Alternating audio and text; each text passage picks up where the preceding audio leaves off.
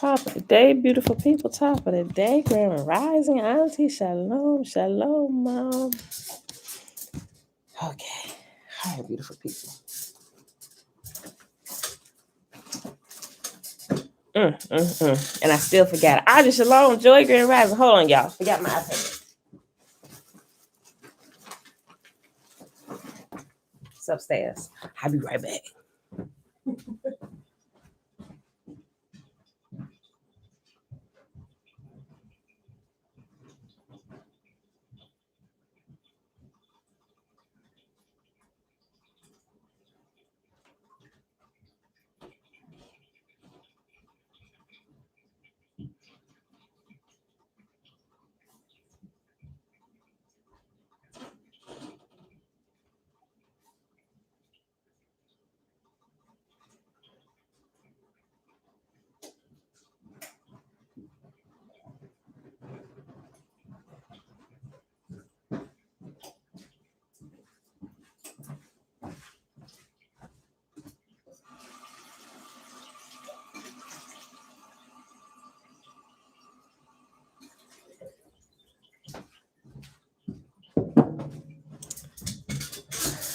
All right, y'all. Happy Tuesday, everybody. Trina, hey, girl, hey. That's waboo. All right, y'all.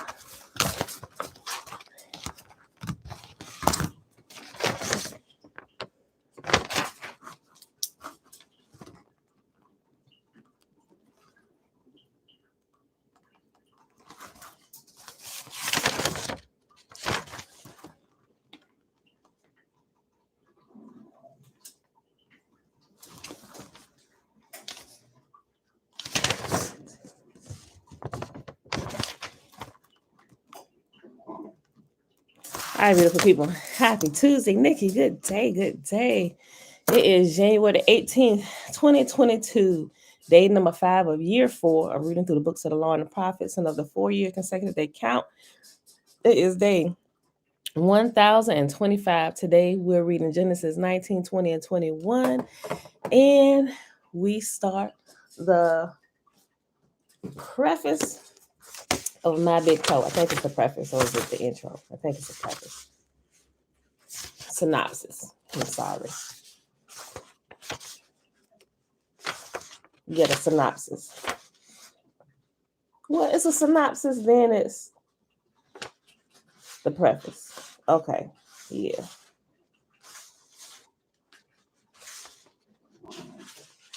Well, technically, they got the acknowledgements. I ain't gonna read the acknowledgements. If y'all want to read the acknowledgements, y'all can. He just going giving his thanks for hired help, family, non-contributors, major contributors, the one, fellow travelers.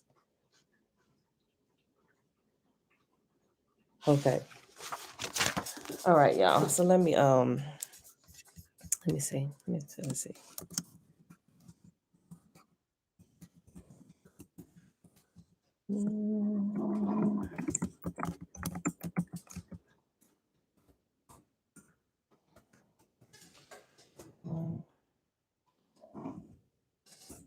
There we go. Type it in there. Paste it here. And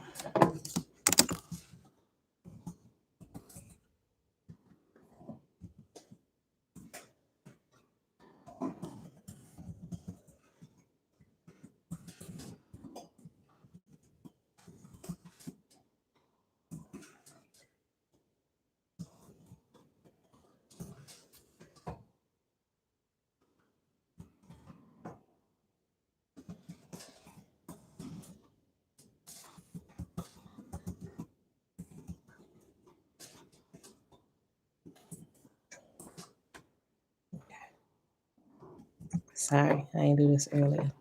I got it all prepped and I had to step away and go do something real quick.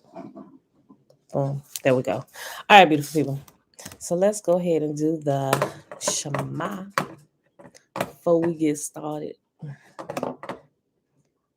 All All right, y'all remember the Shema is found in Deuteronomy chapter 6, a call for wholehearted commitment. These are the commands, decrees, and regulations that the Lord your God commanded me to teach you. You must obey them in the land you are about to enter and occupy, and you and your children and grandchildren must fear Yahuwah your God as long as you live. If you obey all his decrees and commands, you will enjoy a long life. Listen closely, Israel, and be careful to obey. Then all will go well with you, and you will have many children in the land flowing with milk and honey, just as Yahuwah, the God of your ancestors, promised you. Listen, O Israel, Yahuwah, our God, he is one God. And you must love Yahuwah your God with all your heart, all your soul, and all your strength. And you must commit yourselves wholeheartedly to these commands that I am giving you today. Repeat them again and again to your children. Talk about them when you're at home and when you're on the road, when you're going to bed and when you're getting up. Tie them to your hands and wear them on your forehead as reminders. Write them on the doorposts of your house and on your gates. And Yahuwah your God will soon bring you into the land that he swore to give to you when he made a vow to your ancestors, Abraham, Isaac, and Jacob. It is a land with large prosperous cities that you did not build. The houses will be richly stocked with goods that you did not produce. You will draw water from cisterns you did not dig, and you will eat from vineyards and olive trees that you did not plant. When you have eaten your fill in this land, be careful not to forget Yahuwah, who rescued you from slavery in the land of Egypt. You must fear Yahuwah your God and serve him. When you take an oath, you must only use his name. You must not worship any of the gods of the neighboring nations, for Yahuwah your God who lives among you is a jealous God. His anger will flare up against you, and he will wipe you from the face of the earth. You must not test Yahuwah your God as you did when you complained at Massa. You must diligently obey all the commands of Yahuwah your God, all the laws and decrees he has given you. Do what is right and good in Yahuwah's sight, so all will go well with you. Then you will enter and occupy the good land that Yahuwah swore to give to your ancestors. You will drive out all the enemies living in the land, just as Yahuwah said you would. In the future, your children will ask you, what is the meaning of these laws, decrees, and regulations that Yahuwah our God commanded us to obey? Then you must tell them, we were Pharaoh's slaves in Egypt, but Yahuwah brought us out of Egypt with his strong hand. Yahuwah did miraculous signs and wonders before our eyes, dealing terrifying blows against Egypt and Pharaoh and all his people. He brought us out of Egypt so he could give us this land he had sworn to give to our ancestors.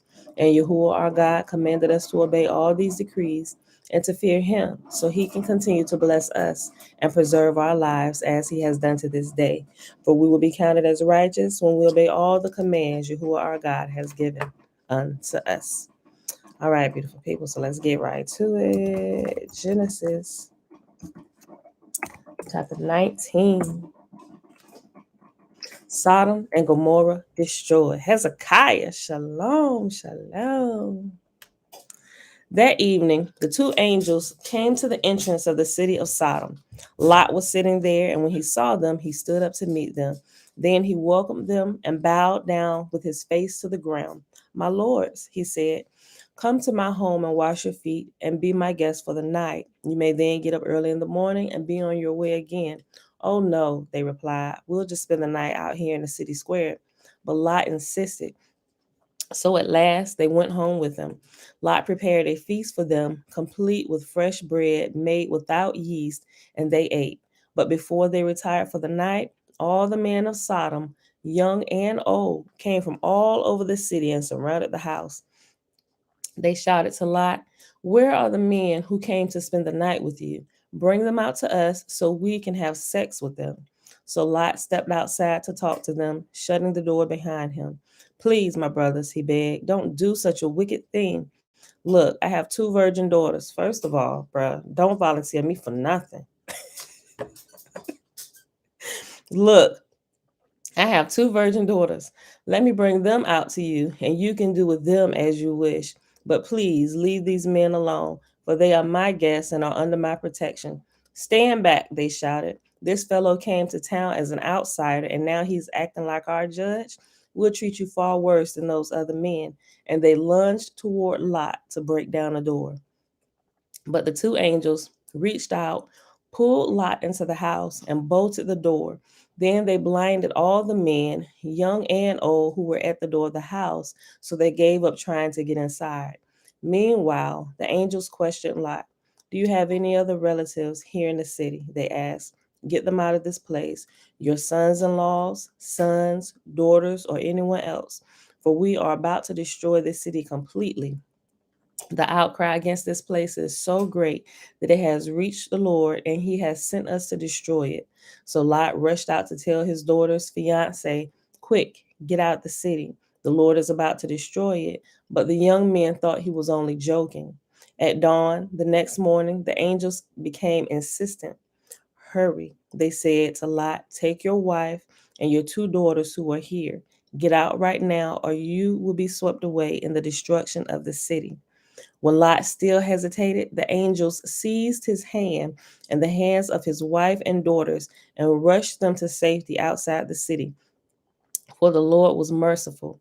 When they were safely outside of the city, one of the angels ordered, run for your lives and don't look back or stop anywhere in the valley. Escape to the mountains or you will be swept away.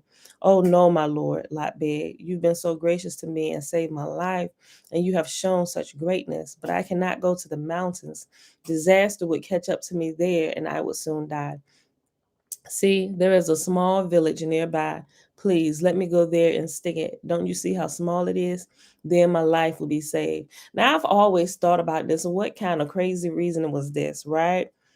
You saying that this fire and brimstone gonna catch up to you in the mountains that's further away, but it's not gonna catch you in this close little valley. I could never understand this particular reasoning of Lot. All right, the angel said, I will grant your request.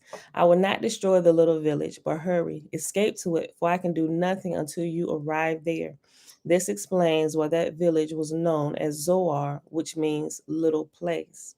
Lot reached the village just as the sun was rising over the horizon. Then the Lord rained down fire and burning sulfur from the sky on Sodom and Gomorrah.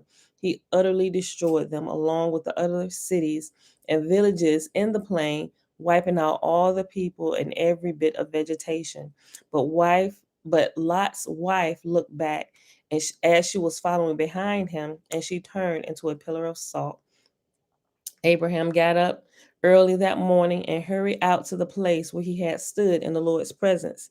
Then he looked out across the plain toward Sodom and Gomorrah and watched as columns of smoke rose from the cities like smoke from a furnace. But God had listened to Abraham's request and kept Lot safe, removing him from the disaster that engulfed the cities on the plain.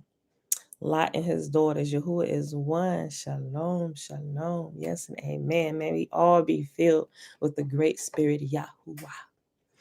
Afterward, Lot left Zoar because he was afraid of the people there, and he went to live in a cave in the mountains with his two daughters. One day, the older daughter said to her sister, there are no men left anywhere in this entire area, so we can't get married like everyone else. And our father will soon be too old to have children. Come, let's get him drunk with wine, and then we will have sex with him. That way, we will preserve our family line through our father. Good. So that night, they got him drunk with wine, and the older daughter went in and had intercourse with her father. He was unaware of her lying down or getting up again. The next morning, the older daughter said to her younger sister, I had sex with our father last night. Let's get him drunk with wine again tonight, and you go in and have sex with him. Every time I read this, I just want to throw up from the deep down pits of my shanana. That way, we will preserve our family line through our father. So that night, they got him drunk with wine again, and the younger daughter went in and had intercourse with him. As before, he was unaware of her lying down or getting up again. As a result, both of Lot's daughters became pregnant by their own father. When the older daughter gave birth to a son, she named him Moab. He became the ancestor of the nation now known as the Moabites. When the younger daughter gave birth to a son, she named him Ben Ami. He became the ancestor of the nation now known as the Ammonites. Next chapter, chapter 20 of Genesis. Abraham deceives Abimelech. Abraham moved south of the Negev and lived for a while between Kadesh and Shur, and then he moved on to Gerar. While living there as a foreigner, Abraham introduced his wife Sarah by saying, "She is my sister." So King Abimelech of Gerar sent for Sarah and brought her to him at his palace. But that night, God came to Abimelech in a dream and told him, "You are a dead man, for that woman you have taken is already married."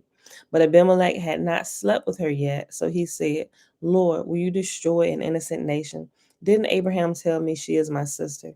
And she herself said, "Yes, he is my brother. I acted in complete innocence. My hands are clean." And this goes back to the story. And well, all of this in Genesis plus a whole lot more. Genesis is really like cliff notes of a way bigger story, y'all. Go to the Legends of the Jews, and that's what I mentioned the other day when he was trying to touch Sarah and stuff, and the angel kept striking him, smacking his hand and stuff. That's why he said, "I act in complete innocence." He told me that was his sister, so I thought I was pushing up on a single woman, you know. So, but y'all got to go read the whole story. It's quite hilarious to me. And she herself said, "Yes, he is my brother. I acted in complete innocence. My hands are clean." In the dream, God responded, "Yes, I know you are innocent. That's why I kept you from sinning against me and why I did not let you touch her. Now return the woman to her husband, and I will pray for you, for he is a prophet." I'm sorry. "Now return the woman to her husband, and he will pray for you, for he is a prophet. Then you will live. But if you don't return her to him, you can be sure that you and all your people will die." Abimelech got up early the next morning and quickly called all his servants together. When he told them what had happened, his men were terrified. Abimelech called for Abraham. "What have you done to us?" he demanded. "What crime have I committed that deserves treatment like this, making me and my kingdom guilty of this great sin? No one should ever do what you have done. Whatever possessed you to do such a thing?" Not only was Abimelech being harassed, so to speak, by the angels, but his men on guard and the nation was being shaken because of Sarah being in his possession and him trying to push up on her. Y'all should go read the story. We read through it once. I ain't gonna read through it again, but it's there. Go read it. You can go to sacredtext.com and type in the Legends of the Jews. I'll leave the link again today. But just start from the beginning and go all the way to the end like we did. Abraham replied, "I thought, this is a godless place. They would want my wife and would kill me to get her. And she really is my sister, for we both have the same father but different mothers, and I married her. When God called me to leave my father's home and to travel from place to place, I told her, 'Do me a favor. Wherever we go, tell the people that I am your brother.' Then Abimelech took some of his sheep and goats and cattle and male and female servants, and then he presented them to Abraham. He also returned his wife Sarah to him. And then Abimelech said, 'Look over my land and choose any place where you would like to live.' And then he said to Sarah, 'Look, I am giving your brother 1,000 pieces of silver in the presence of all these witnesses. This is to compensate you for any wrong that I may have done to you. This will settle any claim against me, and your reputation is clear.'" What's funny is when he said, uh, "Look, I'm giving your brother," he was actually being funny when he said brother. That was kind of made clear too. And it actually in here it has the apostrophes around brother too. He said, "Look, I'm giving your brother, um, I'm giving your brother this." But it was funny. Then Abraham prayed to God, and God healed Abimelech, his wife, and his female servants so they could have children. For the Lord had caused all the women to be infertile because of what happened with Abraham's wife, Sarah. I'm not sure if it's on the Safari app, Joy, but I know you can click on it. You can just go to the website from your phone, and it's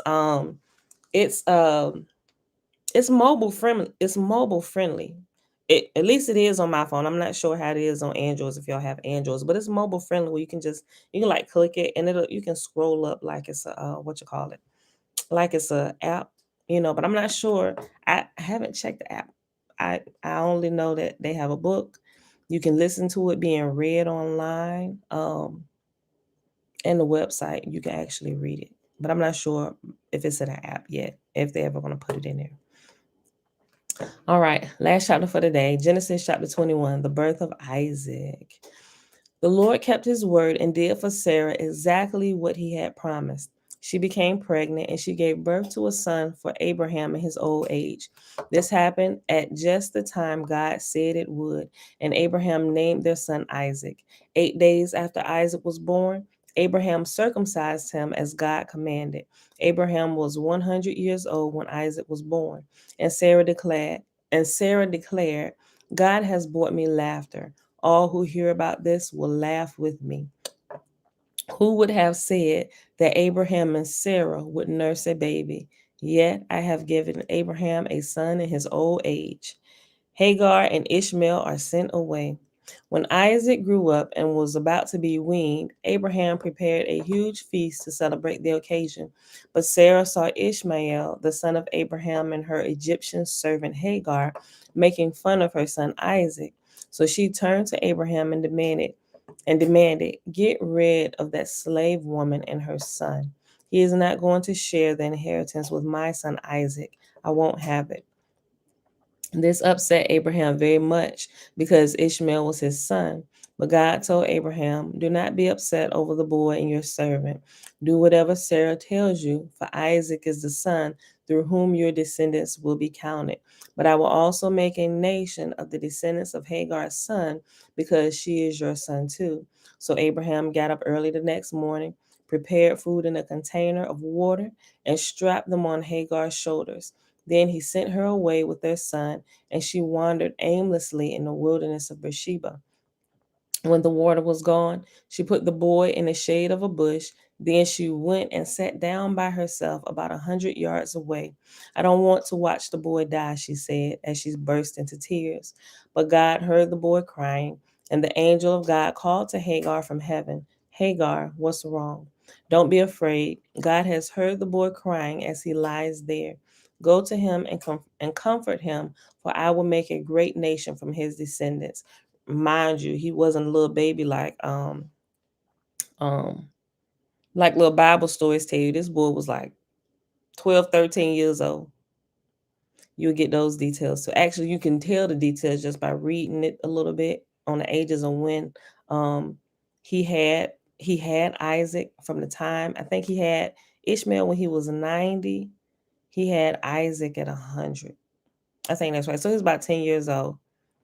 But yeah, if you go check that out, he was a couple years older because he was about to be weaned. How old was he? So he was about 12 years old. He grew up and was about to be weaned. Yeah. So the boy was about 12, 13 years old. Isaac was. So don't think he was like this little baby off up in a corner under a tree. But God heard the boy crying, and the angel of God called to Hagar from heaven, Hagar, what's wrong? Don't be afraid. God has heard the boy crying as he lies there. Go to him and comfort him, for I will make a great nation from his descendants. Then God opened Hagar's eyes, and she saw a well full of water. She quickly filled her water container and gave the boy a drink. And God was with the boy as he grew up in the wilderness. He became a skillful archer, and he settled in the wilderness of Paran, and his mother arranged for him to marry a woman from the land of Egypt. Also, if you go back and read, if you remember, after Sarah died, Abraham actually went back to Hagar, right? They changed her name in here, so nobody ever really made the connection, because I was wondering as I was doing my stuff, I was like, how in the world did he have? I thought he just had Isaac by Hagar. As I was doing some studies and it was getting into some of Abraham's other children, I'm like, wait a minute, okay, so who did that come from? Oh, so this woman, they give her a different name when she comes back on the scene after Sarah dies, right? But if you read, and it also shows it to you in the Legends of the Jews as well, and they specifically tell you that this was another name for Hagar, Isaac's mother. Yeah, I'm sorry, no, Ishmael's mother. Yeah.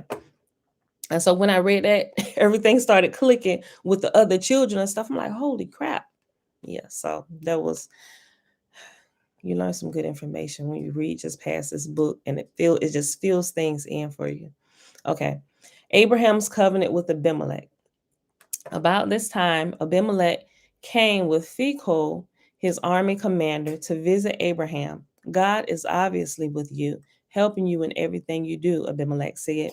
Swear to me in God's name that you will never deceive me, my children, or any of my descendants. I have been loyal to you. So now swear that you will be loyal to me and to this country where you are living as a foreigner. Abraham replied, Yes, I swear to it. Then Abraham complained to Abimelech about the well that Abimelech's servants had taken by force from Abraham's servants. This is the first I've heard of it, Abimelech answered. I have no idea who was responsible. You never complained about this before. Abraham then gave some of his sheep, goats, and cattle to Abimelech, and they made a treaty. But Abraham also took 7 additional female lambs and set them off by themselves. Abimelech asked, Why have you set these apart? Why have you set these 7 apart from the others? Abimelech replied, Please accept these 7 lambs to show our agreement that I dug this well. Then he named the place Beersheba, which means well of the oath, because that was where they had sworn the oath. After making their covenant at Beersheba, Abimelech left with Phicol, the commander of his army, and they returned home to the land of the Philistines. Then Abraham planted a tamarisk tree at Beersheba, and there he worshiped the Lord, the eternal God. And Abraham lived as a foreigner in the Philistine country for a long time. And that, my beautiful people, is our reading for today. That was Genesis 19 through 21. So now let us start our new book, My Big Toe. Book 1, The Awakening. Remember, it is a trilogy. Book 2 is Discovery, and book 3 is Inner Workings. I ain't telling y'all gotta go get the other ones, and we will get to them. I'm just not sure where they're gonna come in the lineup yet. Christy, hey girl, hey. All right, so this book should make a whole lot more sense to you now. Since we read that CIA document that was released, because it got into some of the stuff that he also ran into and he began testing, right? So let us begin. My Big Toe Awakening, and it is by Thomas Campbell. It's book 1 of a trilogy unifying philosophy, physics, and metaphysics. And they also have a website, www.my-big-toe.com. In fact, I'll type that in for you, just in case.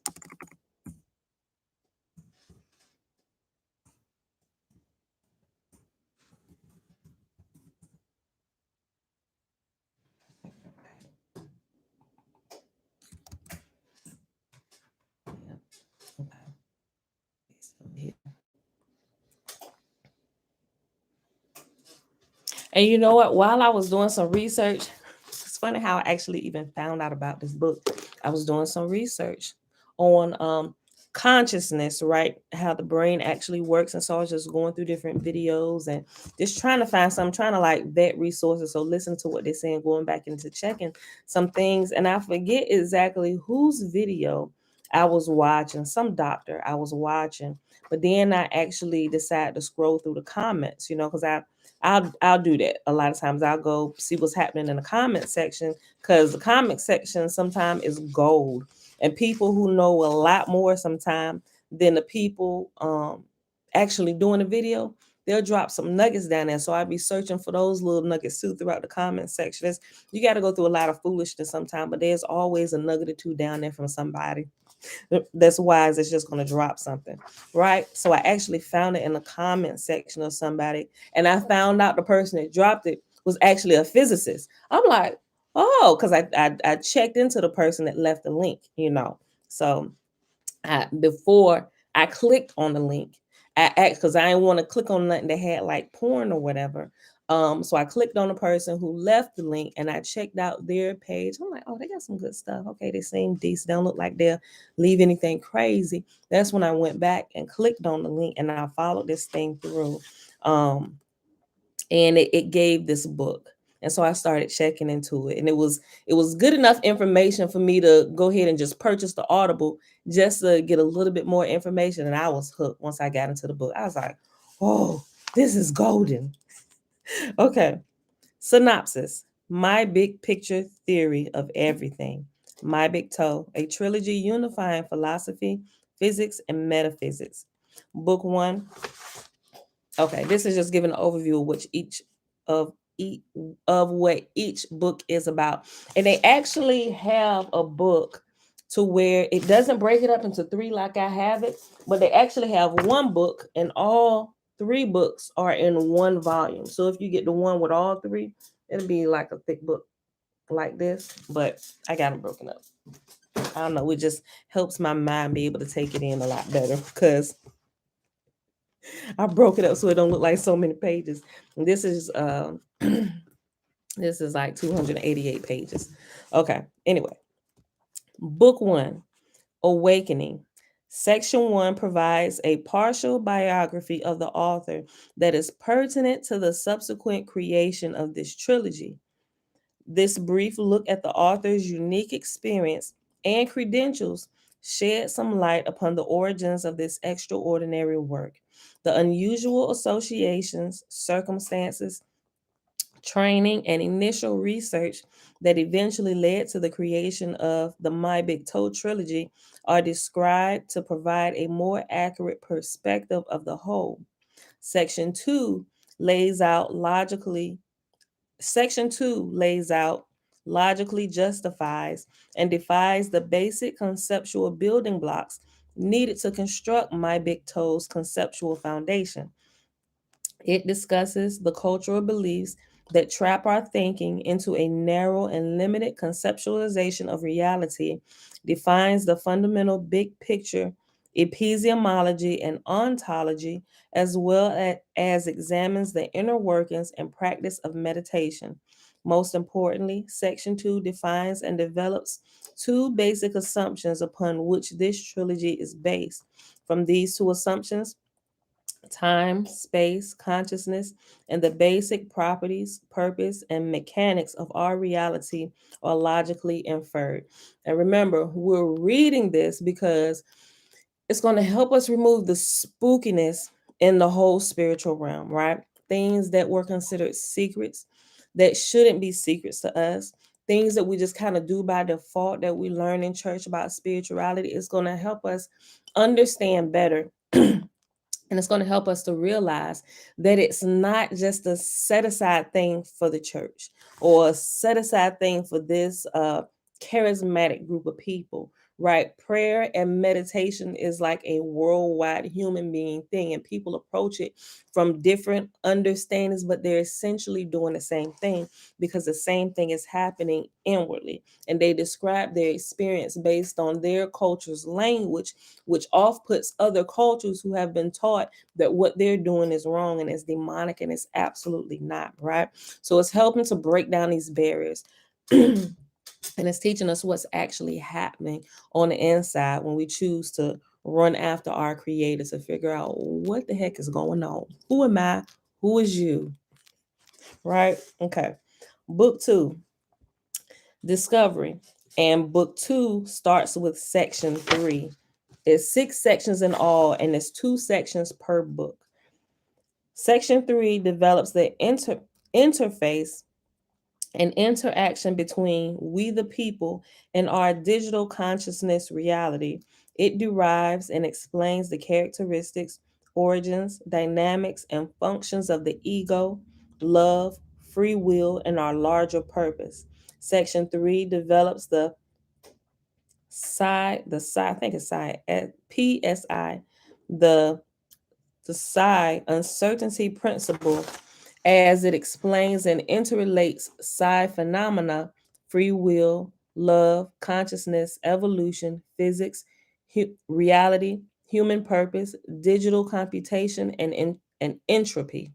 Section 4 describes an operational and functional mode of consciousness that further develops the results of Section 3 and supports the conclusions of Section 5.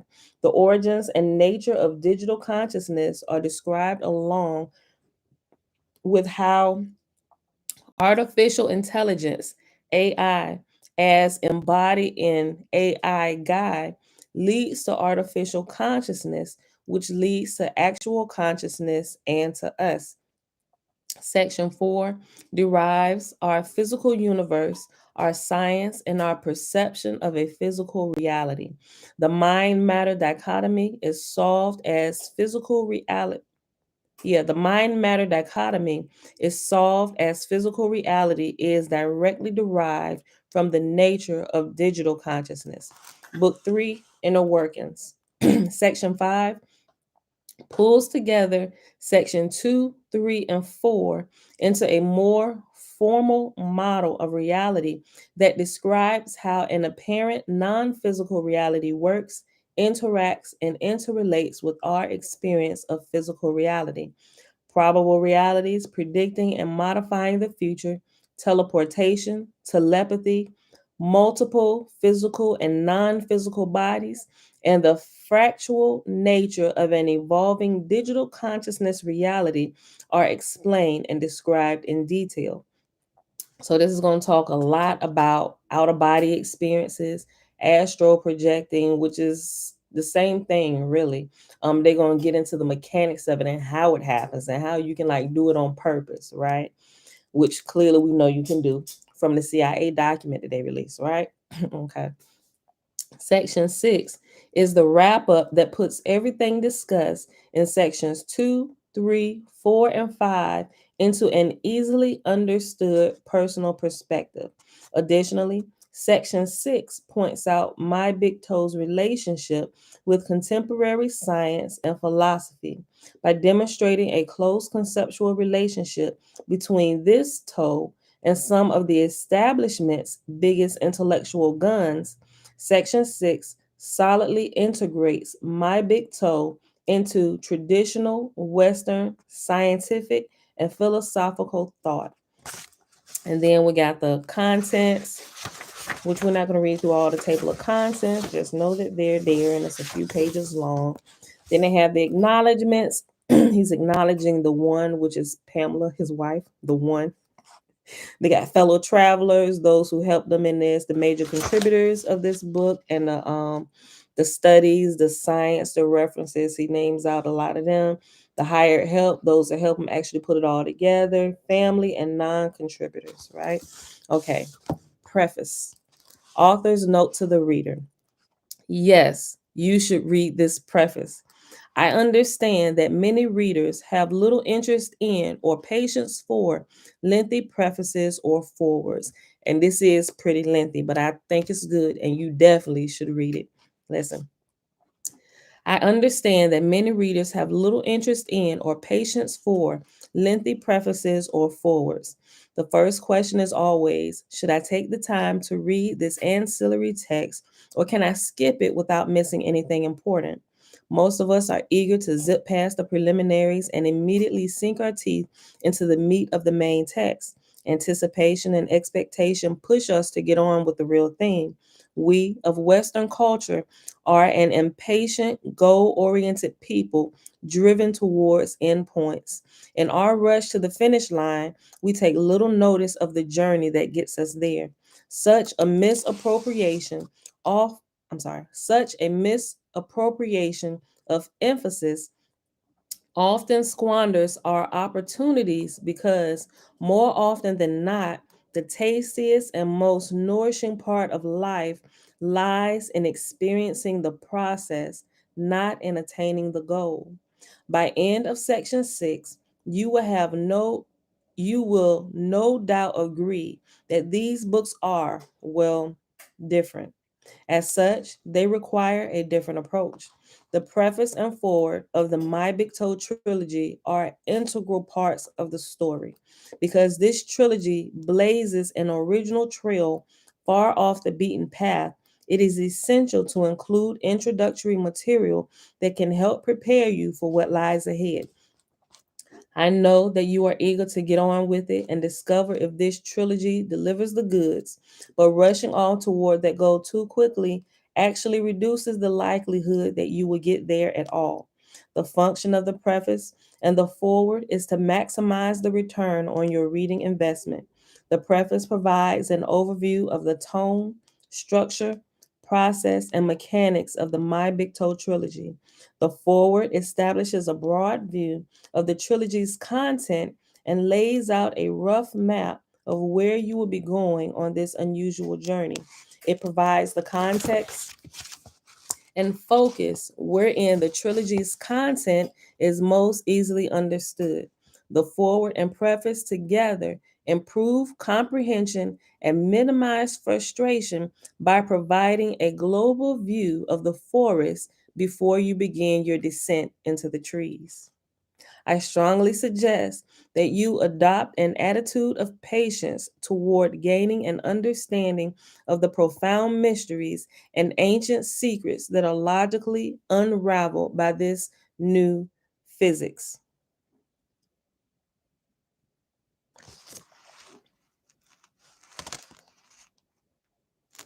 Dana said, how weird did you make this connection in Torah that this is something y'all desires us to do? I'm still trying to make this connection because there are things we can do, but doesn't mean it's what y'all wants us or ordained us to do. It's about meditation, Dana.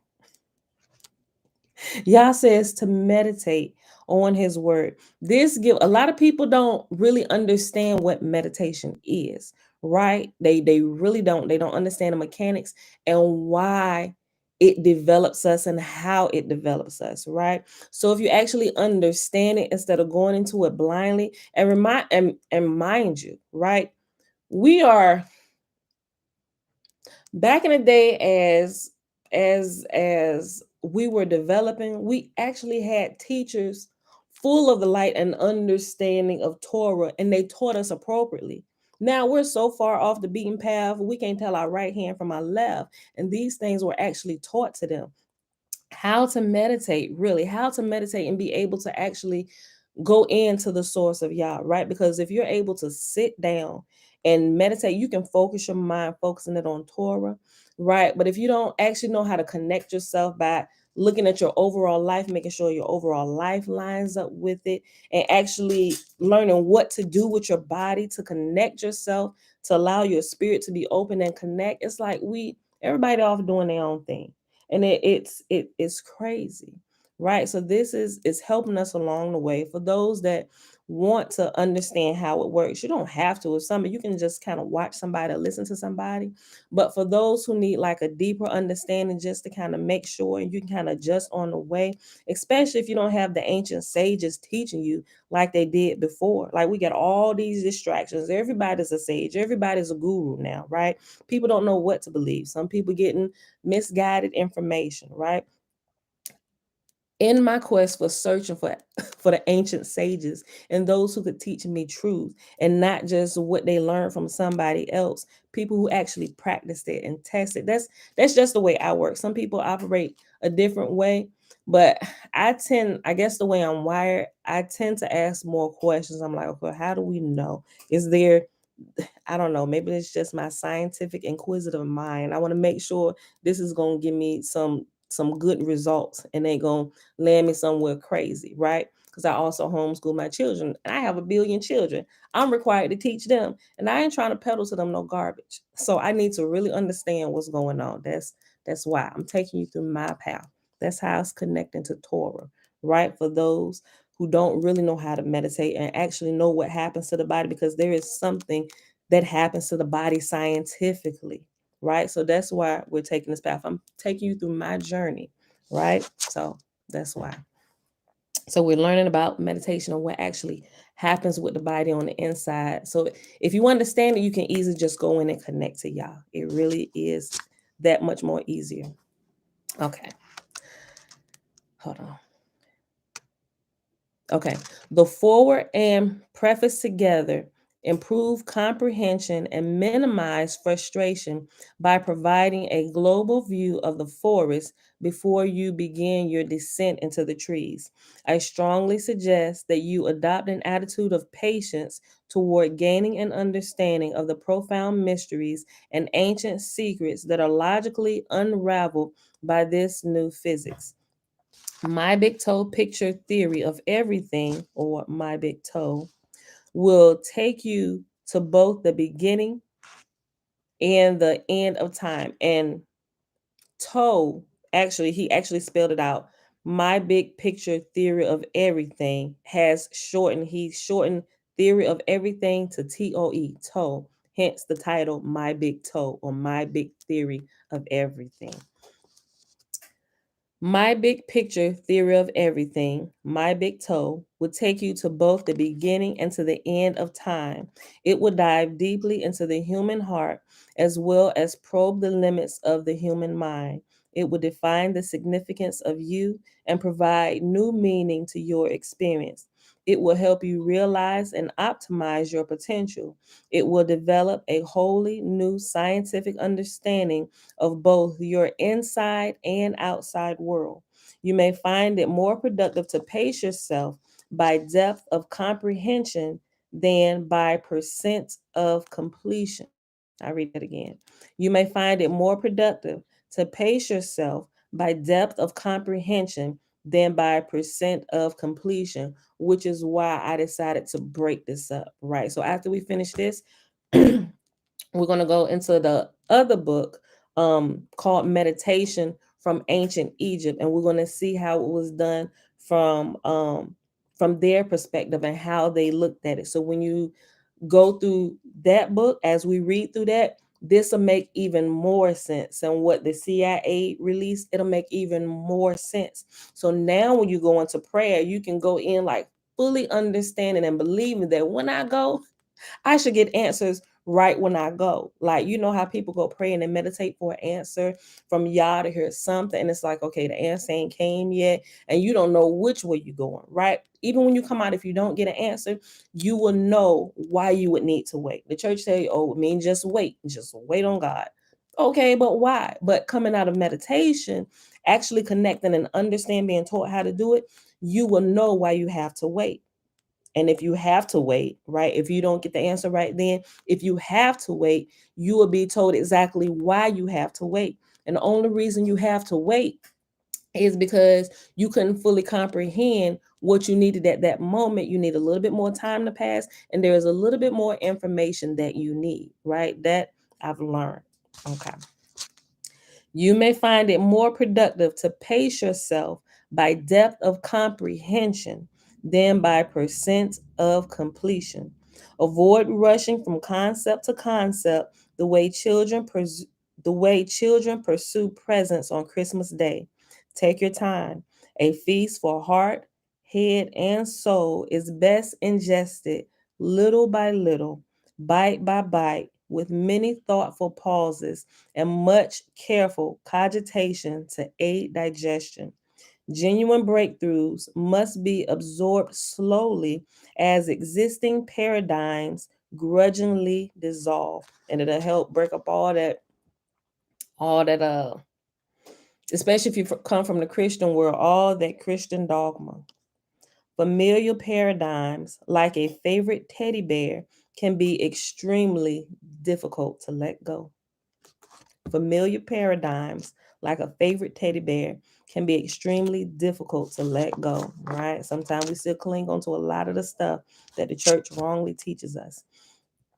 Every successful journey, regardless of how long or difficult, begins with a single step that is animated by gumption, directed by goals, and repeated as often as necessary by dogged perseverance. In this particular journey, the preface is located at step 1, the foreword at step 2, followed by the 3 books, Awakening, Discovery, and Inner Workings. I have carefully aimed the content of this scientific and philosophic exposition at a general audience of varied background. You do not need a scientific, philosophical, or metaphysical background to understand the content of the My Big Picture Theory of Everything trilogy. No leaps of faith or beliefs are required to get where these books will take you. A determined and tenacious truth seeker, a sturdy, independent intellect that is by nature open minded and skeptical, constitutes the optimal reader. I read that again. A determined and tenacious truth seeker, a sturdy, independent intellect that is by nature open minded and skeptical constitutes the optimal reader. There are no prerequisites. If you have a logical, open, and inquisitive mind, an attitude of scientific pragmatism that approaches the elegance of fundamental truth and the thrill of a breakthrough, you will enjoy this journey of personal and scientific discovery. Under the best of circumstances, the successful communication of this trilogy's content will require much from both of us. This work presents many unique and daunting challenges to the effective communication between author and reader. Worldviews are not casually picked like fruit from a vendor's cart. To make the necessary connections, we must dive deeply. He answered your question, Dana. To make the necessary connections, we must dive deeply. Far beneath the foundation of your intellect, your culture lays out a template for your worldview upon the core belief systems that define your perception of existence. The basic assumptions that support your notion of reality are not seen by you as assumptions at all. They are accepted without question as the most solid of all facts. That is simply the nature of culture, belief at the bone and sinew level of awareness.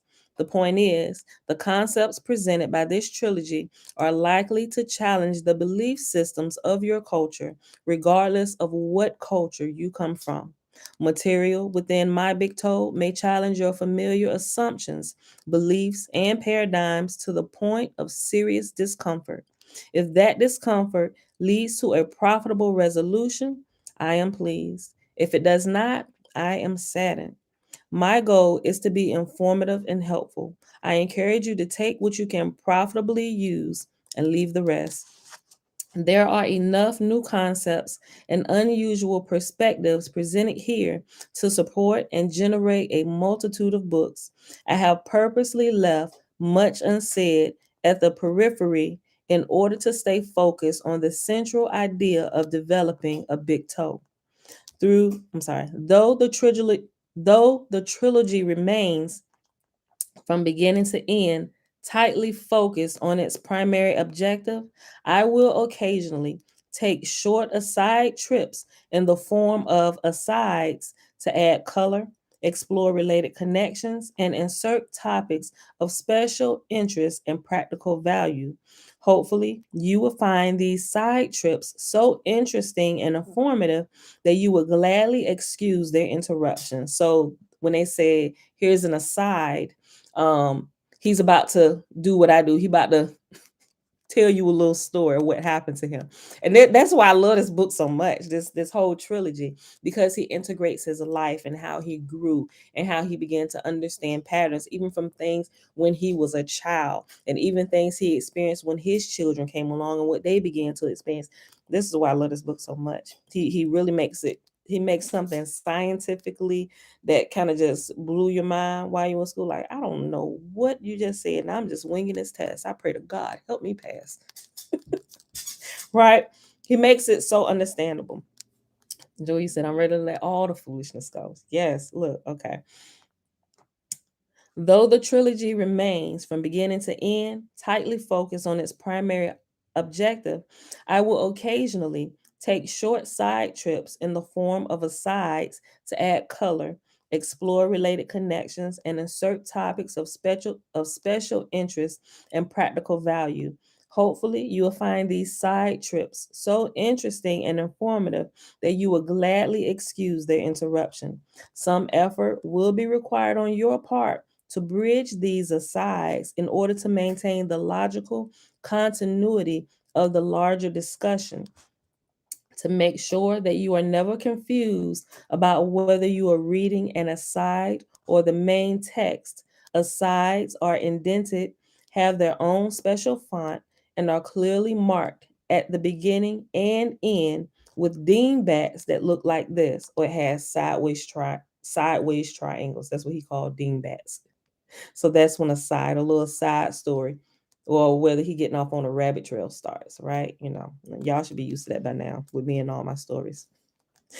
If a secondary aside, if a secondary aside resides within a primary aside, it is indented yet again and marked with double dingbats. So if he's telling a story within inside of a story, it's going to have two of those sideways triangles or a double dingbat. Okay. When an aside fills an entire page, it is difficult to judge how much of the text is indented. Consequently, when this condition occurs, dingbats are placed in the header to let you know that the text is part of an aside. Thus, a casual glance is all that is required to determine if the text you are reading is part of an aside, and if so, at what level. You may find the text to be challenging in some places and obvious in others. What is too challenging or too obvious to each reader is mostly dependent on the experience and understanding of that individual reader. I'll read that again. You may find the text to be challenging in some places and obvious in others.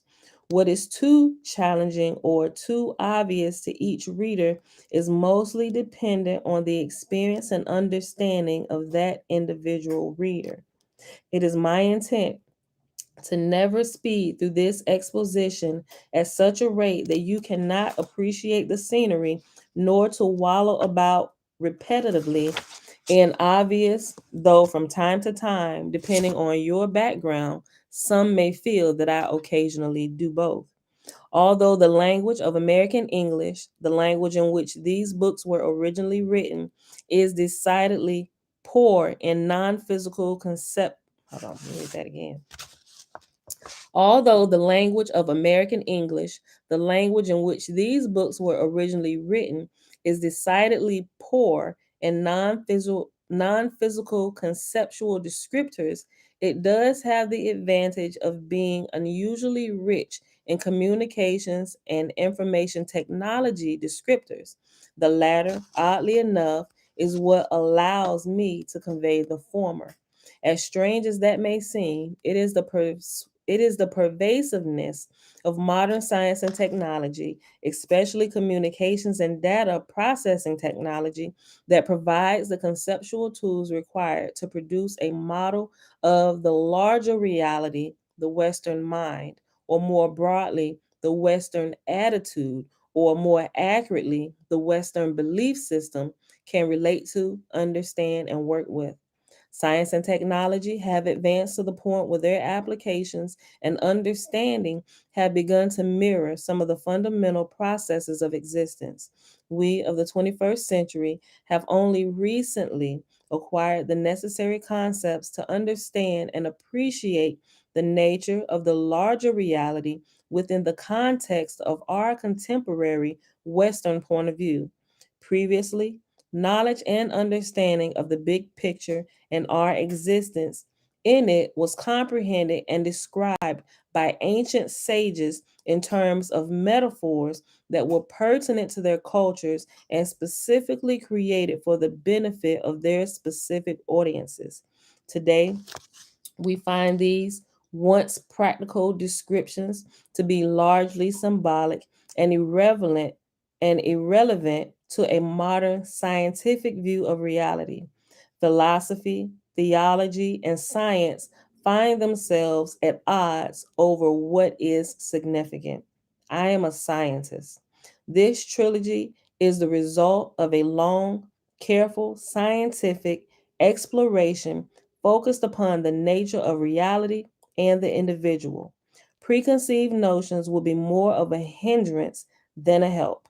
It is the task of this trilogy to clear and completely construct your consciousness, your world, your science, and your existence in a general, logical, scientific way that comprehensively explains all the personal and professional data you have collected during a lifetime.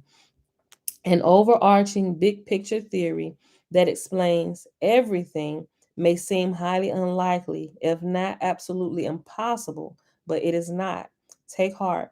Good science and human ingenuity have consistently delivered the impossible for at least 200 years. Be open. History repeatedly demonstrates that the appearance of impossibility is most often the result of limited vision. Patience will be required. This adventure of mind, science, and spirit is complex and will take significant time to properly unfold. If it were immediately obvious, it would either be old news or you would be reading a short journal article instead of a trilogy. A keen mind that is skeptical and open is the only ticket you need to take this journey.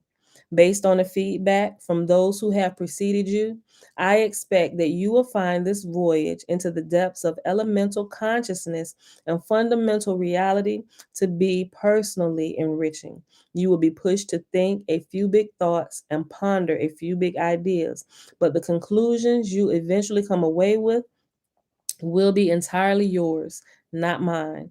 These are not books that are set out to convince you of anything or persuade you towards a particular point of view. At every turn, you are strongly dissuaded from becoming a believer. Data, facts, and measurable results are the exclusive currency upon which this trilogy trades.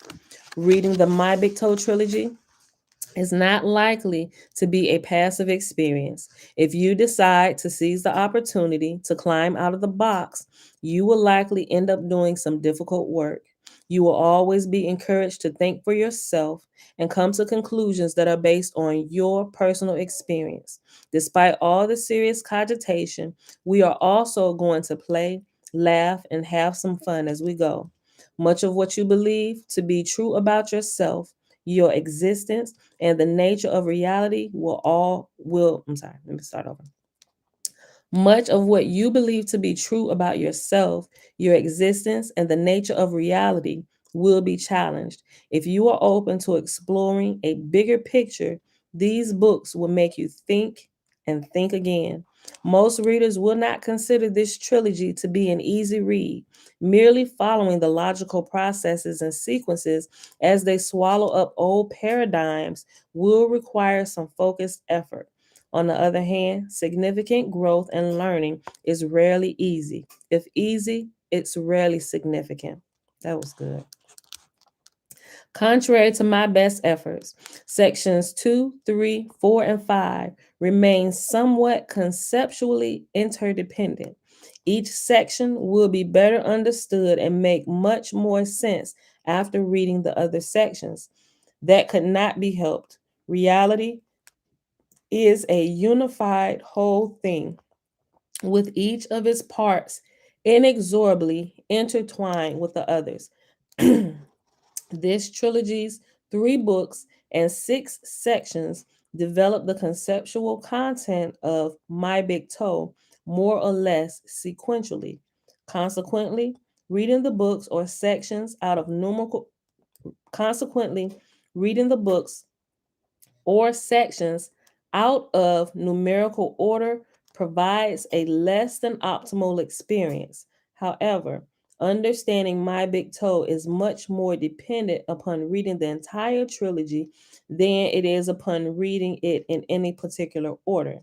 The nature of reality and of the typical reader is such that we must sneak up on My Big Toe one concept at a time. I'll read that again. The nature of reality and of the typical reader is such that we must sneak up on My Big Toe concept. I still read it wrong. Hold on. Let's start over again. Take 3. The nature of reality and of the typical reader is such that we must sneak up on My Big Toe one concept at a time. We will examine the big picture from multiple perspectives to ensure the design and structure of the whole. We will examine the big picture from multiple perspectives to ensure the design and structure of the whole becomes clearly visible. If things seem to get a little far out every once in a while, hang tough until it all pulls together into a coherent complete picture. For the reasons stated above, a slow and careful reading will optimize your investment. Take your time and meander through these books at a relaxed and unhurried pace. If you become bogged down, it is better to go back on. I'm sorry. If you become bogged down, it is better to go on and come back later if you want to than it is to feel as if you must read every word in the order in which it appears. It would be unfortunate for you to miss seeing a part of the forest that may be important to you because you became lost, exhausted, or discouraged, wandering unproductively among the trees in another part. Throughout my big toe, I have used a seeding technique to sneak up on some of the more difficult ideas. I often plant conceptual seeds that briefly bring up or introduce an idea within the sections, chapters, pages, or paragraphs that precede a full and thorough discussion of that idea. I do this because many readers will find the concepts presented within my big toe to be totally unfamiliar. Comprehension and understanding of this trilogy is significantly improved if the reader is at least somewhat prepared for the major conceptual discussions. Questions may occasionally Questions may occasionally leap into your mind as you read. Hold on to your questions, or better yet, write them down as you go. Most will be answered within a few paragraphs or pages. If you have unanswered questions after completing section 5, these can be productively used as the initial focus of your own quest for big truth, a subject that is taken up with gusto in section 6. Sound like I wrote the book. Well, I'm gonna take that as a compliment. Thank you. Thank you very much. I did it. I wish I had. My mind run around too much for me to write a book like this. I ain't gonna say that. I take that back because I could become more disciplined in my later years. So forgive me, Father. I don't want to speak no curses on myself. Let me finish reading. Okay. Okay. If you have unanswered questions after completing section 5, these can be productively used as the initial focus of your own quest for big truth, a subject that is taken up with gusto in section 6. Be careful not to lose sight of the big picture as a result of being overly focused on the ideas. It is easy to get twisted around details that strike an emotive resonance with your belief. I'll read it again. It is easy to get twisted around details that strike an emotive resonance with your belief. If some you're gonna believe, I'm sure quite a few things that you currently it's gonna get punched in this book. It might be a little tender, but just stay in there. Just stay in there. We're gonna figure it out together, y'all. Look, don't get too out of pocket when them little pressure points is touched on you. Okay.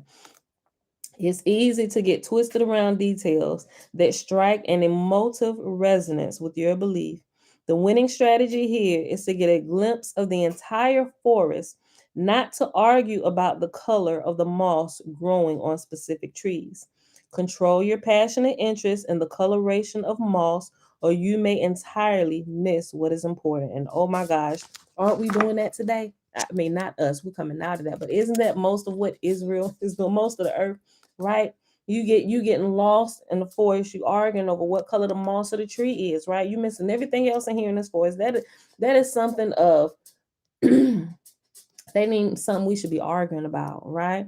But we get off on these little rabbit trails and stuff, arguing about things that don't matter, completely missing the big picture, right?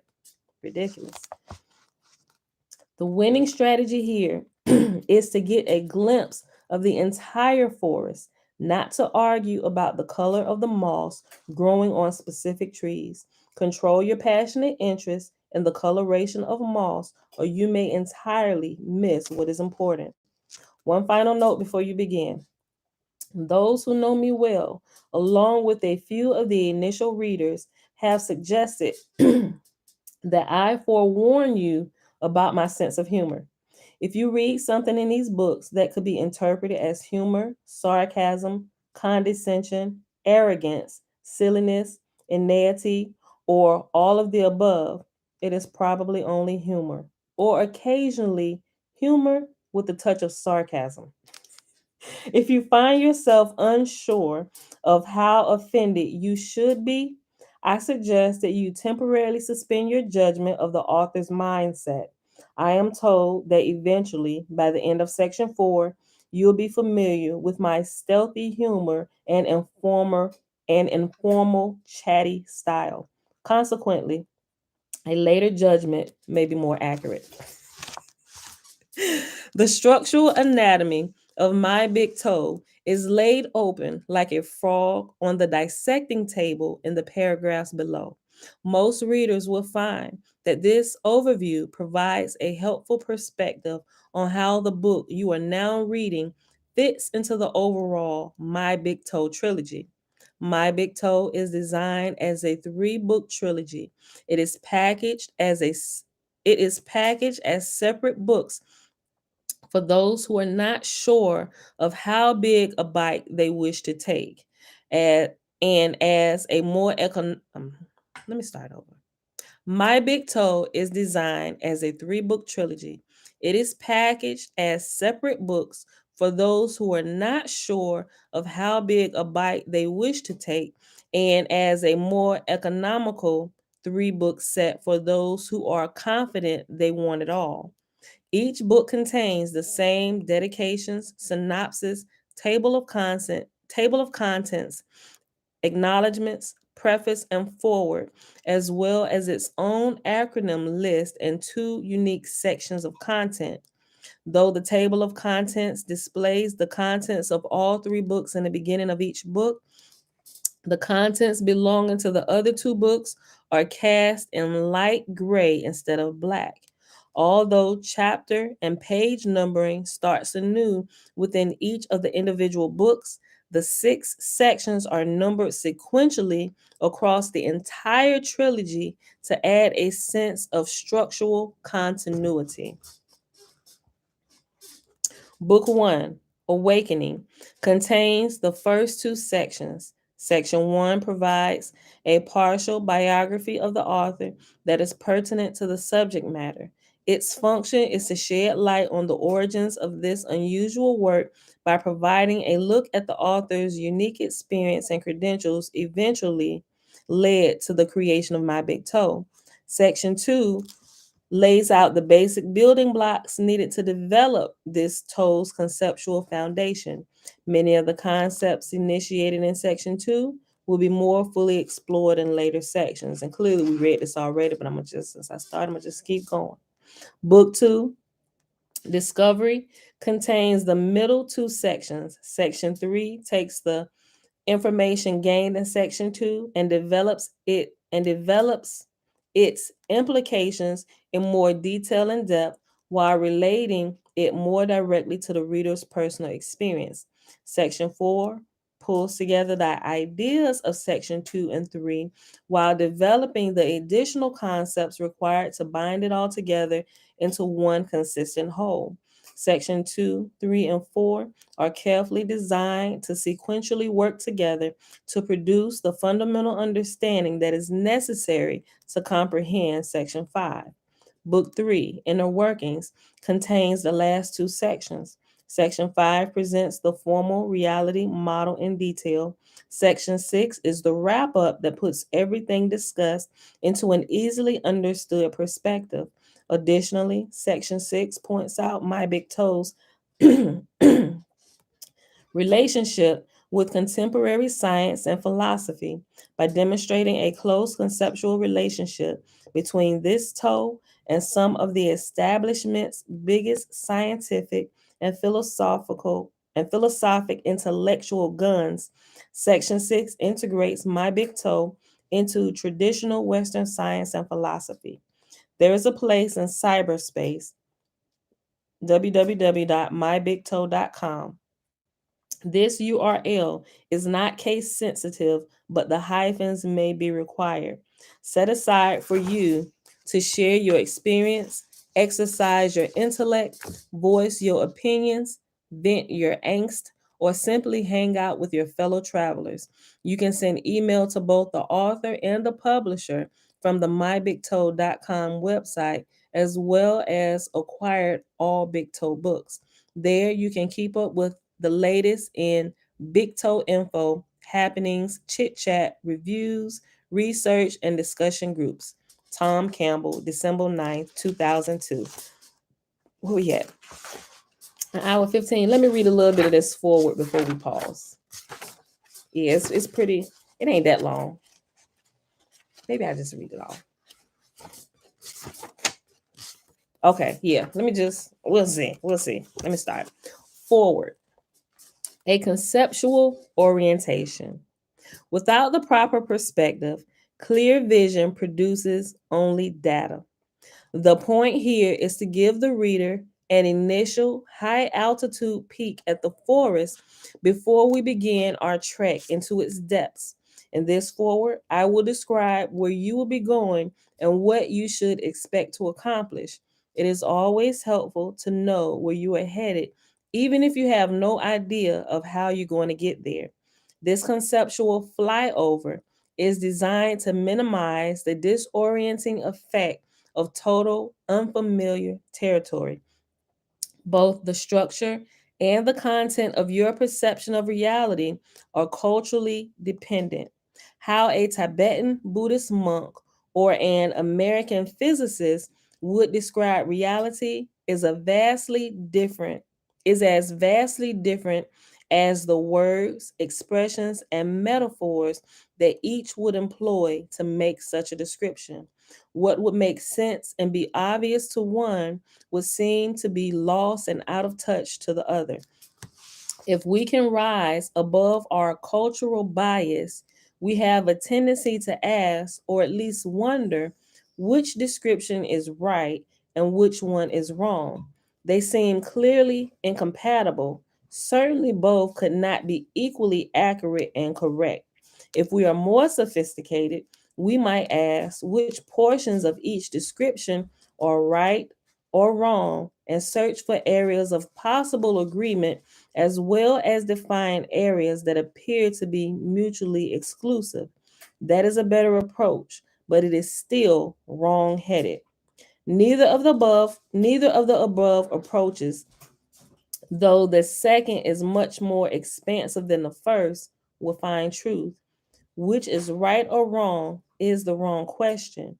It represents a narrow and exclusive perspective, which works, which helps its owner to better attain his or her goals, which goals are more productive and lead to growth and progress of the individual, to happiness, satisfaction, usefulness to others.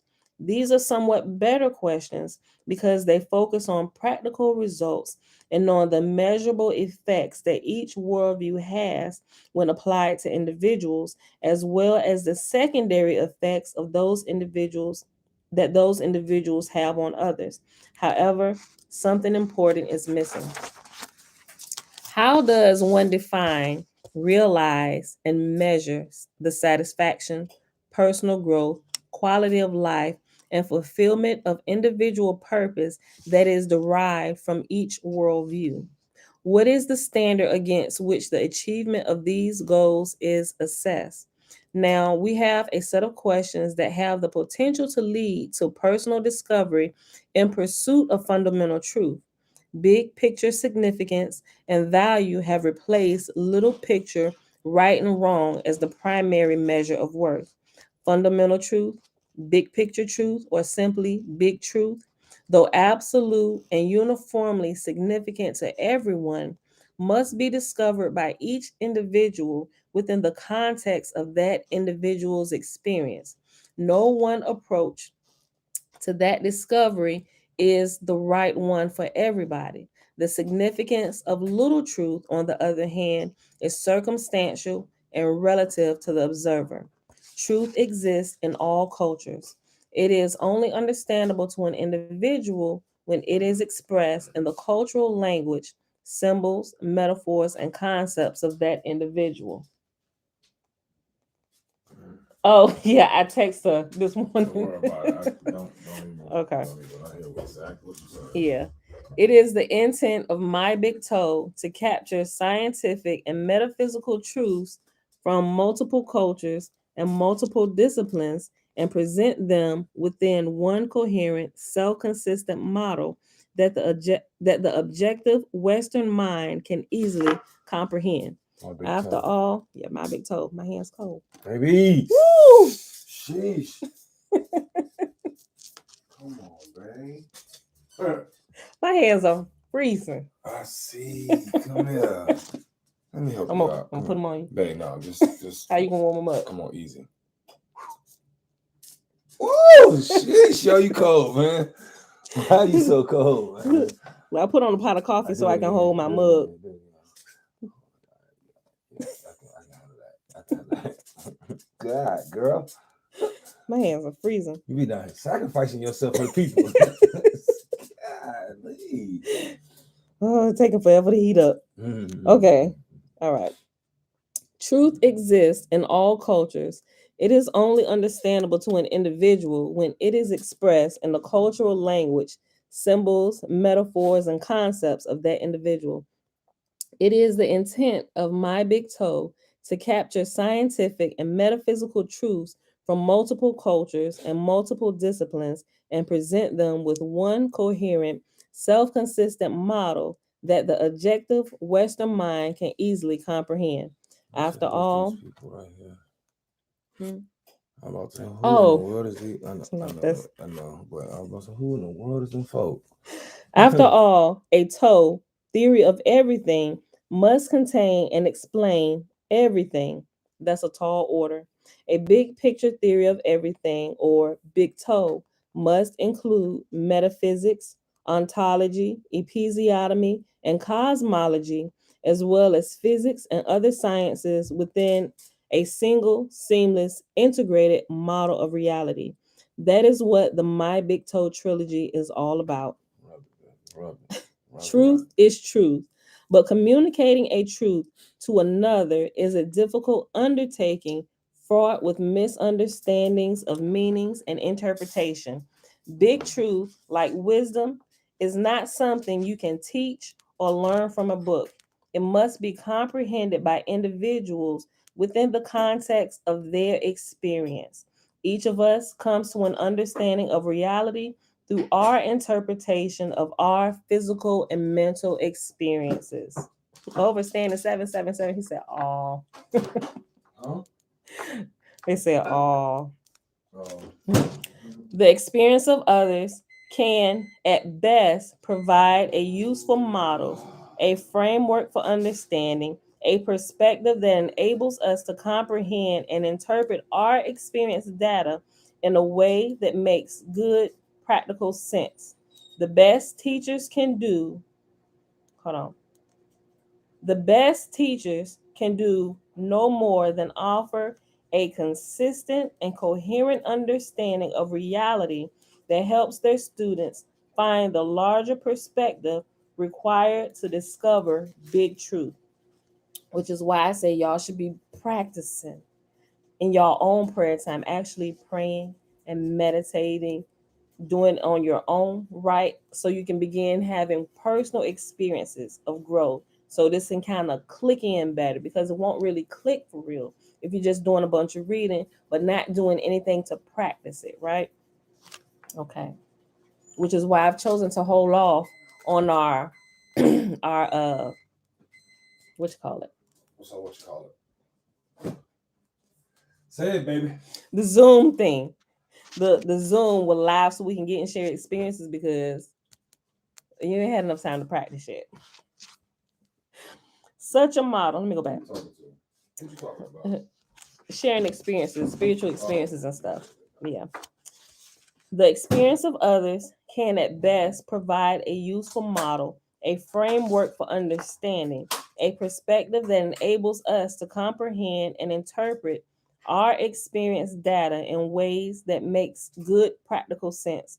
The best teachers can do no more than offer a consistent and coherent understanding of reality that helps their students find the larger perspective required to self-discover big truth. Such a model is only correct and comprehensive if it accurately describes all the data, physics and metaphysics, all the time, under all circumstances, for everyone who applies it. The usefulness of a model depends on how correctly it describes the data of experience. A good model should be predictive. It should explain what is known, produce useful, new knowledge, and provide a more productive understanding of the whole. I read it again.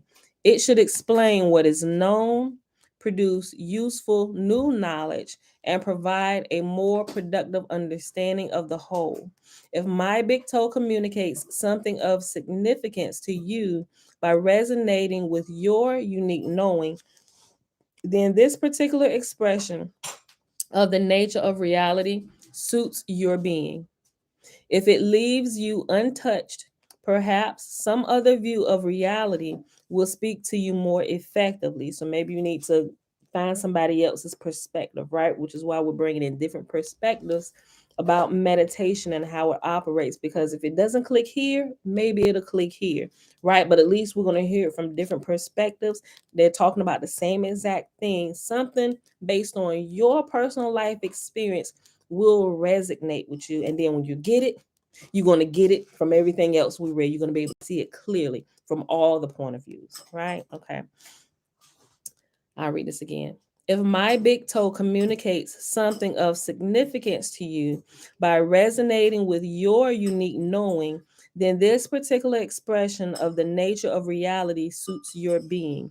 If it leaves you untouched, perhaps some other view of reality will speak to you more effectively. The form your understanding takes is not significant, it is the results that count. If you are prodded to a more productive understanding, you are on the right track. The expression of reality that most effectively nudges your understanding in the direction of learning, growing, and evolving a higher quality of being is the right one for you. My big toe is not the only useful expression that big truth can take. Nevertheless, it is a uniquely comprehensive model of reality that speaks the language of the Western analytical approach. This Big Toe trilogy fully integrates a subject, personal, and holistic worldview with objective science. East and West merge not simply as a compatible or mutually reinforcing mixture, but as a fully integrated single solution. We bring them together. The two separate parts are not really separate. We bring them together and we can see them as a whole, right?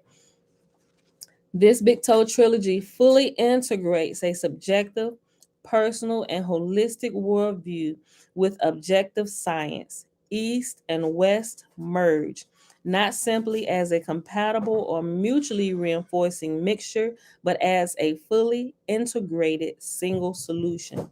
When some people hear the word model, they imagine a scale model, a miniature version of the real thing. My big toe has nothing to do with scale models.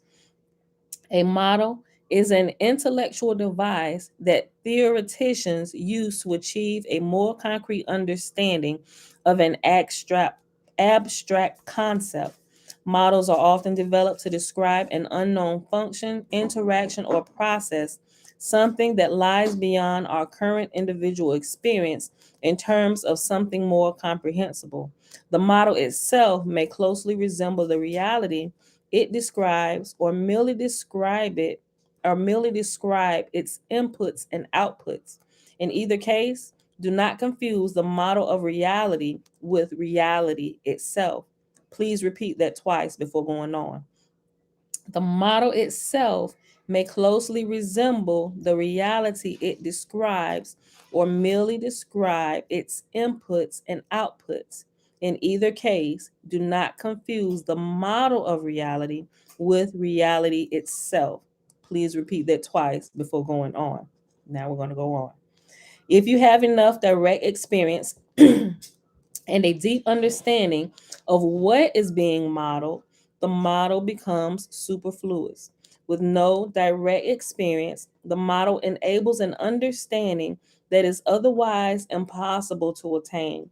With limited direct experience, the model allows you to place your limited experience within the context of the consistent logical structure of the model. To those with enough experience to incite curiosity and formulate practical questions, the model brings a meaningful interpretation and explanation to data, experience, information, fragments of truth that otherwise seem hopelessly random and unconnected. The model of reality developed within this trilogy enables you to understand the properties and characteristics of reality, how you interact with reality, the point of reality, and the boundaries, processes, functions, and mechanics of reality. It describes what, the why, and the how, the nature, purpose, and rules of interplay and interaction among substance, energy, and consciousness. You will discover the distinction between the objective physical outside world and the subjective non-physical inside world. Inside world of mind and consciousness is wholly dependent upon and related to the observer. I read it again.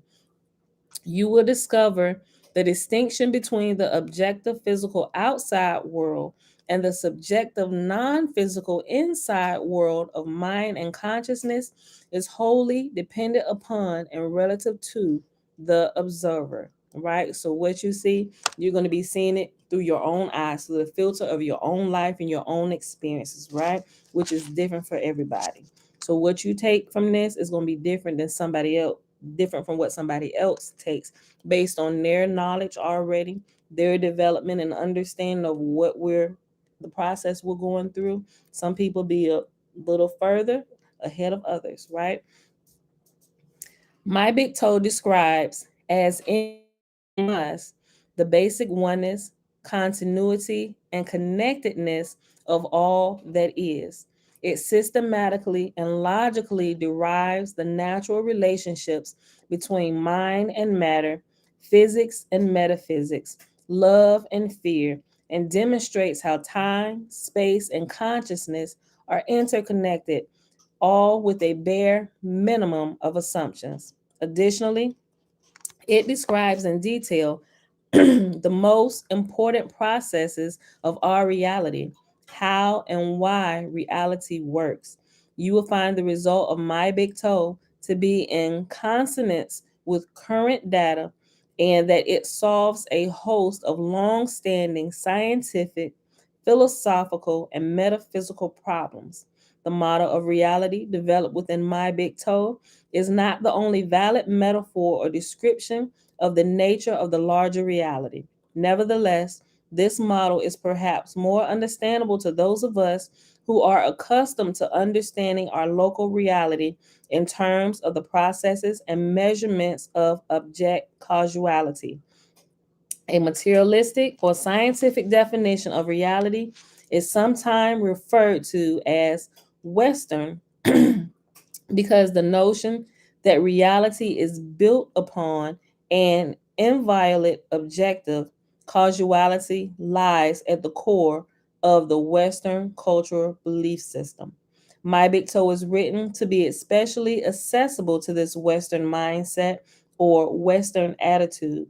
The West does not now have, nor has it ever had, a monopoly on a process oriented, materialistic, and objective approach to existence and reality. We in the West have perhaps pursued science and technology more religiously than others and have no doubt added a unique cultural slant to our particular brand of consumer based materialism, but the basics of what I am calling a Western attitude are thoroughly entrenched worldwide and expanding in every direction. The stunning success of science and engineering in the 20th century would seem to prove the usefulness as well as the correctness of this Western view. The result is that many people, whether from the east, west, north, or south of our planet, view reality from an objective and materialistic perspective that often coexists with some culturally based traditional form of religious and social dogma. Thus, a balance or standoff between our inner and outer needs evolves into a practical worldview that encourages Western material productivity, a pragmatic materialism that depends on objective causality is used to generate the appearance of a manipulatable relational stability on the outside, while a belief system of some sort provides the necessary personal security on the inside. To eliminate the discomfort of conflicting worldviews, the two ends of this bipolar conceptual dichotomy are typically kept separate and do not mix or integrate to any significant depth. Each supports the other superficially as they together produce a materially focused, responsible, upwardly striving worker with a good work ethic, cooperative values, and inclination toward dependency and a high tolerance of pain. Because the Western mindset is growing and spreading rapidly, and because the human spirit often withers on the vine before beginning to ripen in such an environment, it is particularly important to blaze a trail to the understanding of the larger reality in the terms, language, and metaphors of this mindset. As a product of American culture myself, and as a scientist, I have endeavored to craft a model of the larger reality that not only appears rational to the objective Western attitude, but also provides a comprehensive, complete, and accurate model that Western science can build upon. And I think we're going to pause right here for the day, y'all. I mean, I'll be done in like 10 minutes. No, I think we need to pause. We need to pause.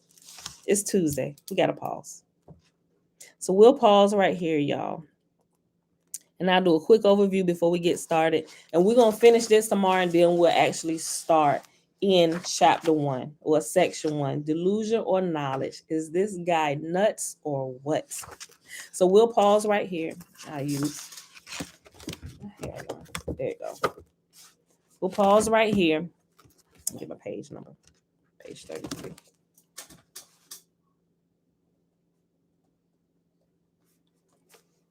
All right, y'all. We'll pick it up tomorrow. Thank y'all for hanging out today. It is Tuesday, January the 18th, 2022, day number 5 of year 4 of reading through the books of the law and the prophets. Another 4-year consecutive day count, day 1025. Today we read Genesis 19, 20, and 21. And then we started My Big Toe, or My Big Theory of Everything. We started that today, and we read pages 1 through 33. All right, so I hope y'all keeping up. I hope y'all ain't zoning out. Y'all gotta stay in there. It might be a little dry to some, but it might be really interesting to others. But if you're hanging out, I promise you, y'all are in for a treat. Y'all are in for such a treat, especially his stories and stuff that he shared along the way. It gets so good. It gets so good. So just hang in there as long as you can. If you need to take a break, just go ahead, take a break. Let your mind air out. If smoke coming out your ears, if it's okay to just pause and come back. It's all recorded. You can just jump back in later, right? Okay. So I'm hoping you guys will stick along, because I think it's really easy to understand. But once we get into the book from Egypt and meditation and how they explain it, I think it's a more relaxed, not necessarily relaxed, but it's like, oh, okay, And plus, it's a lot of pictures and stuff in there too. He got graphs and charts in here, but just hang in there, y'all. I promise y'all. Just hang in there, hang in there.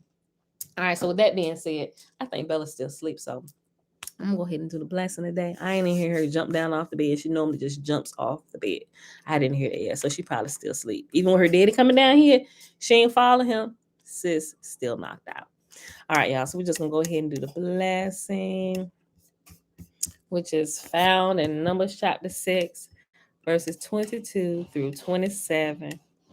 And Yahuwah spake unto Moses, saying, Speak unto Aaron and unto his sons, saying, On this wise ye shall bless the children of Israel, saying unto them, Yahuwah will kneel before us, presenting gifts, and will guard us with a hedge of protection.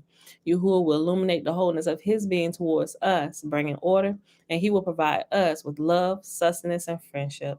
Yahuwah will let the wholeness of being look upon us, and he will set in place all we need to be whole and complete. And they shall put my name upon the children of Israel, and I will bless them. All right, beautiful people. I love y'all. And I see y'all back here tomorrow morning, bright and early, 7:15 a.m. Eastern Standard Time. Peace.